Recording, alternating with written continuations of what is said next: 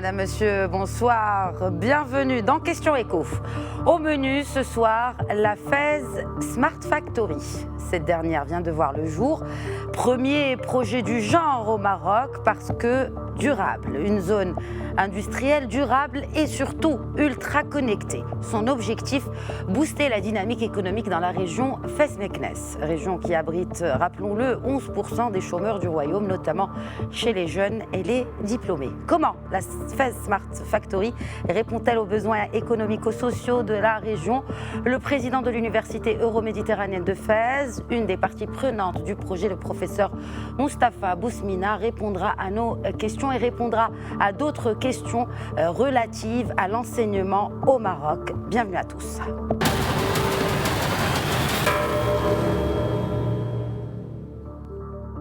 Et d'abord, retour avec Ala Benani sur les détails de la FES Smart Factory.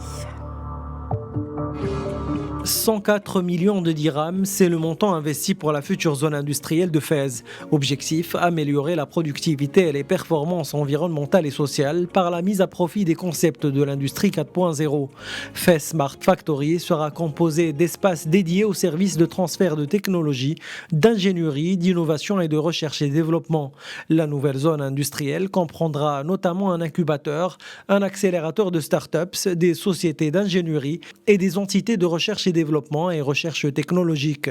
Ce projet pilote au Maroc constituera le premier écosystème 4.0 avec 93 lots industriels destinés à des usines intelligentes.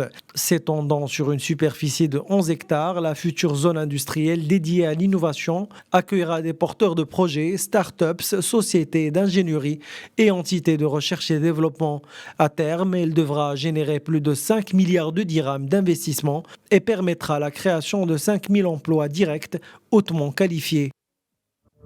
Et pour plus de détails, avec nous depuis Fès, le professeur Moustapha Bousmina, président de l'université euroméditerranéenne de Fès. Bonsoir, professeur Bousmina. Bonsoir, bonsoir Madame Hassan. Parlez-nous d'abord de l'origine. Qui est à l'origine de ce projet? L'origine de ce projet, en fait, c'est une réunion entre la région Fès-Meknès, la CGEM, la compagnie Alten et l'université Euromède de Fès. L'université Euromède de Fès avait soumis un projet en 2018 au programme MCC qui n'a pas passé et on s'était dit on va resoumettre. Et après nous nous sommes réunis avec la CGEM, avec surtout Alten et avec la région Fès-Meknès et nous avons travaillé en utilisant l'intelligence collective pour aboutir à ce projet qui a été classé deuxième au Maroc sur 300 projets soumis initialement. Juste pour rappel pour nos téléspectateurs, le MCC, c'est un programme d'aide de Millennium Challenge Corporation, de l'agence Millennium Challenge Account pour le Maroc, qui a donc cofinancé également ce projet, n'est-ce pas, professeur Bousmina? Et effectivement, le MCC, c'est, vous l'avez dit, Millennium Challenge Corporation des États-Unis, qui rentre dans le cadre du partenariat et de la coopération maroco-américaine pour soutenir un peu l'innovation et soutenir l'industrie nationale. Bien sûr, il est cofinancé par cette entité qui est le MCC, par la région Fès-Meknès et par les partenaires, l'université, la CGEM Fès-Taza et Alten. Professeur Bousmina, bon d'accord, vous êtes président de l'université, donc un peu de pédagogie peut-être. Qu'est-ce qu'une zone industrielle durable ? Alors, une zone industrielle durable doit respecter 3 critères qui sont essentiels pour qu'on puisse la qualifier de durable. Le premier critère est économique, le deuxième critère est environnemental et le troisième critère est social. Sur le plan économique, il faut qu'il y ait une certaine rentabilité des entreprises qui sont dans cette zone et pour cela, il faut baser ces entreprises, ces industries sur l'innovation, sur la recherche, sur les intelligences. Deuxième critère, qui est le critère environnemental, il faut qu'il y ait de la verdure, il faut qu'il y ait des zones pédestres, il faut respecter la faune et la flore, il faut avoir une certaine efficacité énergétique, je dirais même l'efficience énergétique, et pas simplement l'efficacité énergétique. Il faut qu'on puisse autant que possible faire la recirculation des eaux grises, capter les eaux pluviales, recycler quand c'est possible, c'est pas toujours possible, les eaux usées, et utiliser moins d'eau et avoir un environnement qui respecte un peu la nature et par ricochet l'être humain. Troisième critère... Allez-y, oui. Je vous en prie, allez-y. Le troisième critère, c'est le critère social. Il faut qu'on puisse préparer un environnement où les collaborateurs, les ressources humaines, j'aime pas ce mot-là parce que l'être humain n'est ni une ressource ni un capital. C'est une intelligence. Il faut que les collaborateurs qui viennent travailler chaque jour arrivent à leur travail en étant heureux. Et pour être heureux, d'abord, il faut qu'ils soient traités convenablement, il faut qu'il y ait de la bienveillance, il faut qu'ils participent par des actions dans l'entreprise pour qu'ils puissent avoir ce sentiment d'appartenance. Il faut qu'il y ait de la bienveillance, il faut aussi leur préparer un certain nombre d'éléments tels qu'une crèche, le soutien scolaire, l'aide aux vacances, pour que le collaborateur vraiment s'approprie cette entreprise dans laquelle elle travaille et dans laquelle il arrive chaque matin en étant heureux pour travailler. Professeur, donc, juste avant de revenir peut-être à cet environnement quasi utopique dont vous parlez, mais je reviens sur ces différenciations que vous avez faites entre énergie efficiente, ou efficacité énergétique et efficience de l'énergie. Oui. Quelle est la différence entre ces deux concepts ? Alors, c'est une différence du lexique. Quand on dit efficace, on me donne un objectif, je vais atteindre l'objectif, je suis efficace, mais pour atteindre cet objectif, j'ai utilisé beaucoup de ressources matérielles, beaucoup de ressources humaines, j'ai gaspillé beaucoup d'énergie. Efficient, c'est atteindre les mêmes objectifs tout en optimisant les ressources. Donc, il ne s'agit pas simplement d'être sur le plan énergétique efficace, mais être efficient. Utiliser l'efficience énergétique et pas simplement l'efficacité énergétique. Voilà ce que je voulais dire par la différence entre efficace et efficient.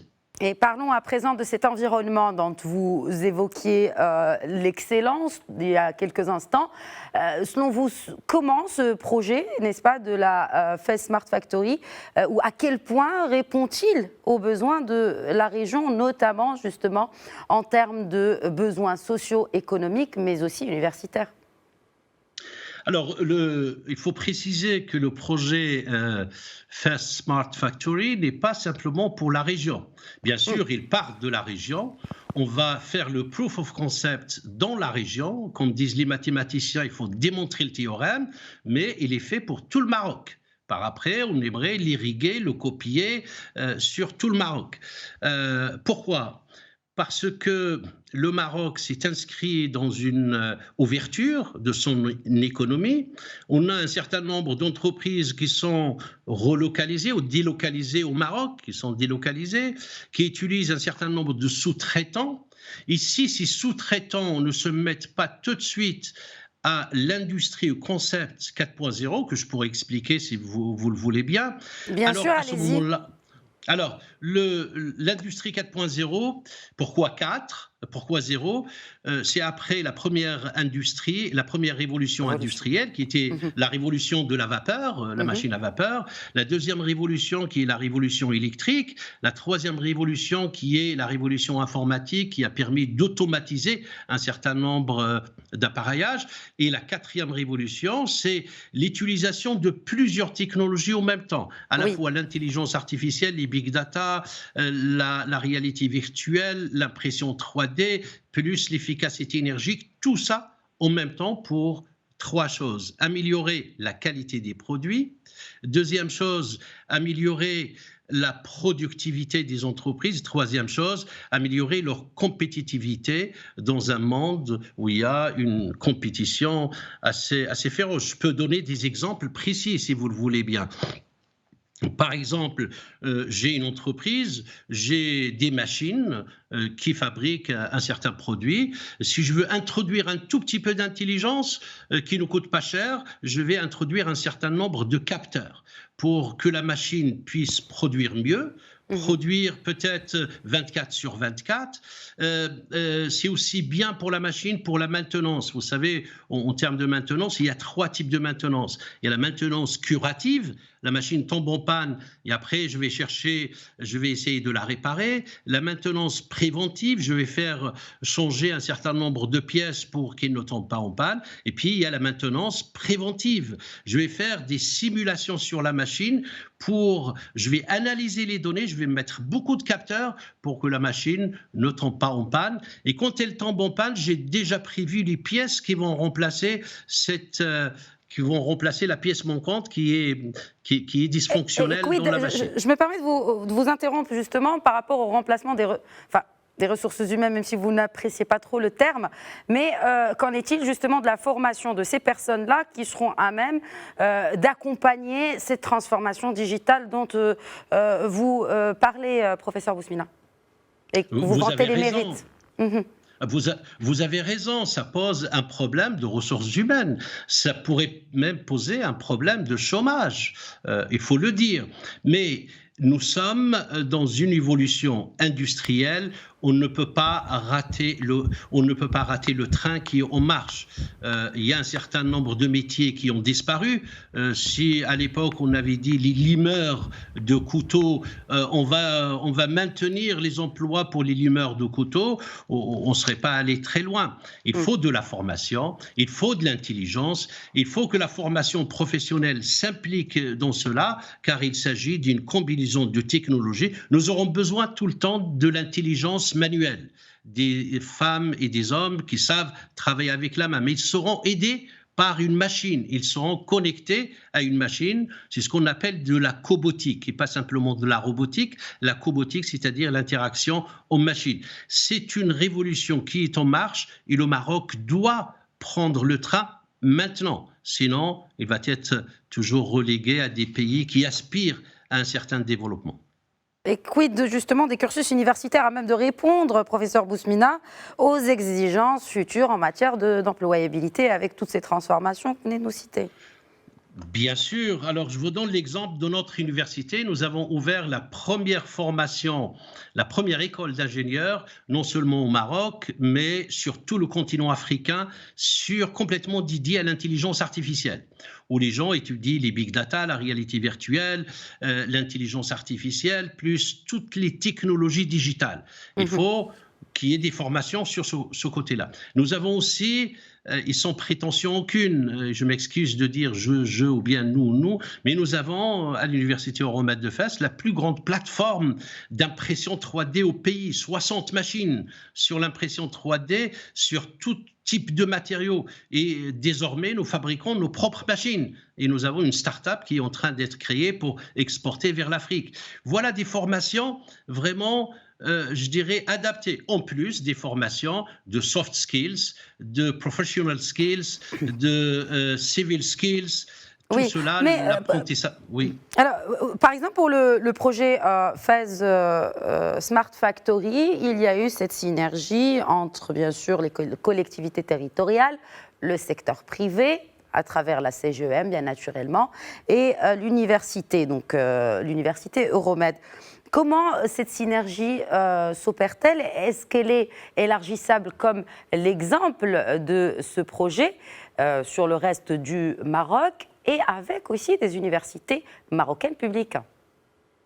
Mais écoutez, nous, on a l'habitude, depuis la création de cette université, et je rappelle que cette université a été créée suite à une initiative royale pour promouvoir le dialogue interculturel, l'échange et la coopération entre les deux rives de la Méditerranée, avec un prolongement naturel vers l'Afrique subsaharienne. Sur l'université, sur le site de l'université, nous avons actuellement 32 nationalités qui travaillent en toute intelligence. Et dès le début, nous avons inscrit l'université dans ses missions nous avons voulu que l'université joue un rôle moteur dans le développement régional. Et tout de suite, on s'est rapproché des entreprises. Ça fait des années que nous travaillons avec Alten, nous travaillons avec la CIGI, nous travaillons avec Safran, nous travaillons avec Thales, nous travaillons avec PSA, nous travaillons vraiment avec beaucoup d'industriels. Et je pense que c'est l'université moderne. Il est révolu le temps, je disais la dernière fois, où l'université était ce château au fin fond de la forêt dont on percevait la fumée de loin, où il y avait des gens bien pensants qui débattaient sur des questions de métaphysique.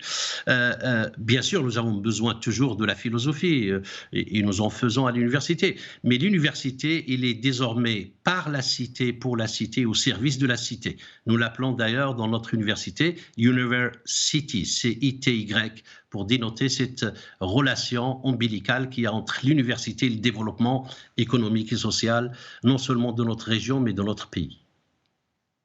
Bon, alors, justement, quel repositionnement pour cette région, soit-il économique ou encore universitaire, au-delà de ce projet de la FES Smart Factory? Très très bonne question. Nous avons durant toute l'année dernière travaillé avec le conseil de la région Fès-Meknès, avec M. Louali et avec toutes les forces vives de la région pour imaginer un nouveau modèle à l'échelle locale de la région. La région, comme vous le savez, était la deuxième région industrielle du Maroc. Il ne l'est plus. Il est la deuxième région en termes d'agriculture. Et puis, il a beaucoup d'atouts, cette région. Alors, bien sûr, il y a les secteurs classiques. Il y a le tourisme, il y a l'artisanat, il y a l'agriculture, il y a le textile. Mais nous voulons introduire deux secteurs très importants et je pourrais expliquer pourquoi.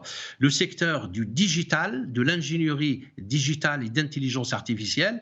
Pourquoi ? Parce que la région, c'est le premier pôle universitaire du Maroc, avec 5 universités, l'université Sidi Mohamed Ben Abdallah, l'université Moulay Ismail de Meknès, l'université Al-Akhawaïn, l'université Euromed de Fès et l'université Al-Qarawiyyin, plus un certain nombre d'opérateurs privés. En termes de nombre d'étudiants, c'est le plus grand pôle universitaire du Maroc. Le deuxième secteur, après le digital, c'est tout ce qui est biomédical, c'est tout ce qui est biomédical et biotechnologie. Sur le côté biotechnologie, nous sommes une région d'agriculture et nous avons un autre projet sur le site de l'université que nous appelons Agritech, qui est financé pour le moment par l'AFD, l'Agence française de développement, et qui consiste à faire un certain nombre de travaux de recherche pour monter en qualité en termes d'agriculture, voire une agriculture moins hydroivore, qui demande moins d'eau, une agriculture intelligente, produire un certain nombre d'espèces, par exemple les semences. Il n'est pas concevable que nous sommes un grand producteur de tomates et nous importons les semences. 1 kilo de semences coûte à peu près 30 000 €. Et il est temps qu'on puisse faire un certain nombre de recherches au sein de notre pays pour qu'on puisse être autosuffisant et avoir une certaine souveraineté technologique. Pour le médical, il faut qu'on puisse fabriquer un certain nombre de médicaments pour notre pays, mais aussi pour l'Afrique. L'Afrique est un marché énorme. Nous sommes à 1,3 milliard d'habitants et nous serons à l'horizon de 2030-2050 2,4, 2,5 milliards d'habitants. C'est un marché colossal. Il y a actuellement 5 pays qui se positionnent sur le médical en Afrique. L'Afrique du Sud, le Nigeria, l'Égypte, l'Algérie et la Tunisie. Le Maroc doit se positionner maintenant sur les médicaments et sur le biomédical. Et croyez-moi que si on le fait bien, les recettes et les revenus qu'on pourrait en générer dépasseraient les recettes du phosphate.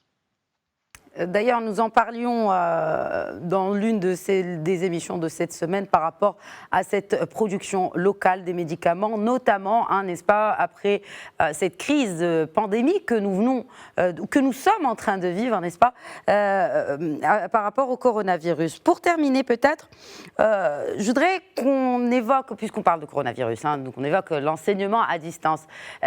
Quid des matières scientifiques et des cursus scientifiques? Est-ce que les étudiants, professeurs, Bousmina, peuvent pâtir de la situation sans présentiel, à distance, ou sinon, quelle serait l'alternative? Alors, je vais vous dire ce que nous faisons, nous, à l'université. À l'université, nous avons subdivisé les groupes. Exemple, groupe A et groupe B. Le groupe A assiste en présentiel. Il est en face du professeur. Et puis, le professeur écrit sur un écran tactile. Et quand il écrit, ce qu'il écrit, il est transmis directement sur les ordinateurs des étudiants qui sont en présentiel que ceux qui sont en distanciel. Et ceux qui sont en distanciel voient la salle, voient le professeur. C'est comme s'ils étaient en présentiel. Le lendemain, le groupe B vient en présentiel et le groupe A va en distanciel. Mais c'est un distanciel bien particulier. C'est un distanciel, on voit le professeur, on voit ses camarades de classe, on participe, c'est comme si on y était. Cela, effectivement, ça demande un certain nombre d'investissements que nous avons fait au sein de notre université. Et je rappelle que notre université est une association, est une fondation à but non lucratif. Nous n'avons pas énormément d'argent, mais nous avons réaménagé un peu les moyens pour qu'on puisse faire face de manière efficiente à cette pandémie. Tout à l'heure, nous avions une réunion avec Monsieur le ministre. Tous les collègues des autres universités sont en train de prendre vraiment des mesures, je dirais, très pertinentes et percutantes concernant l'enseignement à la fois en présentiel et en distanciel, en allant plus par rapport à ce que nous avions fait pendant le confinement. Tout le monde est en train d'innover et je pense que c'est une opportunité. Mais je pense qu'il y a un certain nombre de matières où on ne le fera jamais en distanciel. Jamais, Absolument. jamais. Absolument. Il faut pas se mentir. Nous avons par exemple un nombre de travaux pratiques. Absolument. Bien sûr. Voilà, c'est de cela dont je faisais référence, professeur. Oui, bien sûr. Le contact, d'ailleurs, le contact entre humains ne pourra jamais être remplacé. C'est à l'heure, mais bon, le digital ne peut être qu'un appui, ne peut être qu'un plus, et il ne s'inscrit pas dans une logique soustractive, il s'inscrit dans une logique additive. C'est un plus, mais il ne pourra jamais remplacer l'être humain du face-à-face. Très bien. Je voudrais qu'on termine, parce qu'on a commencé par la FES Smart Factory, par ce programme ambitieux. Donc l'Allemagne a lancé ce programme en 2011. Détrompez-moi si je me trompe, professeur Bousmina, n'est-ce pas? Oui, vous avez raison. Très bien. Alors, quels sont justement les résultats de ce programme en Allemagne? Est-ce que vous pensez, avec les spécificités marocaines, que ce programme pourrait réussir également ici? Mais bien sûr qu'il peut réussir. En Allemagne, ça a transformé un certain nombre d'entreprises. L'entreprise Bosch, l'entreprise Siemens, en Europe Airbus, la France a suivi avec la compagnie Safran, avec la compagnie Thales. Tout le monde s'y met. Et ça a permis parfois de baisser de 50% les délais de livraison, baisser de 40% le coût de l'OPEX et du CAPEX, c'est-à-dire l'investissement et le coût en termes d'opération. Ça a permis d'améliorer la qualité du produit. Le Maroc n'a pas le choix. Nous sommes capables. L'année dernière, à la cérémonie de graduation, les étudiants m'ont demandé de dire un mot à la journée de graduation. Je leur avais dit, j'ai pas grand-chose à vous dire, mais j'ai une dernière chose à vous dire. Ne laissez personne, absolument personne vous dire que vous n'êtes pas capable, même pas vos parents, que vous êtes une fille, qu'on vous dise que les garçons sont meilleurs et que vous n'êtes pas capable, vous ne l'écoutez pas, il ne faut pas les écouter, vous êtes capable. Si les autres sont capables, vous l'êtes aussi. Les Marocains sont capables, il suffit de faire. Croyez-moi, je vous inviterai à l'université un jour et vous allez voir ce que nous sommes en train de faire à l'université. Nous sommes en train de faire des choses que nous exportons à l'étranger maintenant, que les Allemands eux-mêmes nous demandent à les aider pour mettre ce que nous sommes en train de faire. Les Marocains ne sont ni plus intelligents ni plus stupides que les autres. Ils sont juste comme les autres. Ils peuvent faire tout ce que les autres font. Les Marocains peuvent le faire. Et sur ce message orienté vers l'avenir avec beaucoup d'espoir, j'ai envie de vous remercier, professeur Mustapha Bousmina, d'avoir partagé avec nous, n'est-ce pas, ces détails de la Smart Factory de Fès, un programme, rappelons-le, que vous envisagez et que vous aspirez à dupliquer dans plusieurs régions du royaume et qui aura certainement beaucoup d'impact positif sur ces régions et sur les jeunes de ces régions en manque d'emploi et souvent en manque d'inspiration. Merci beaucoup, professeur Bousmina. Je rappelle que vous êtes le président de l'université Euromed de Fès. Merci d'avoir répondu à nos questions. Merci, tout le plaisir était pour moi. Voilà, c'est la fin de Questions Écho. Merci à vous de votre fidélité. Je vous retrouve lundi, Inch'Allah, même heure, même endroit. D'ici là, prenez bien soin de vous et très bon week-end à tous.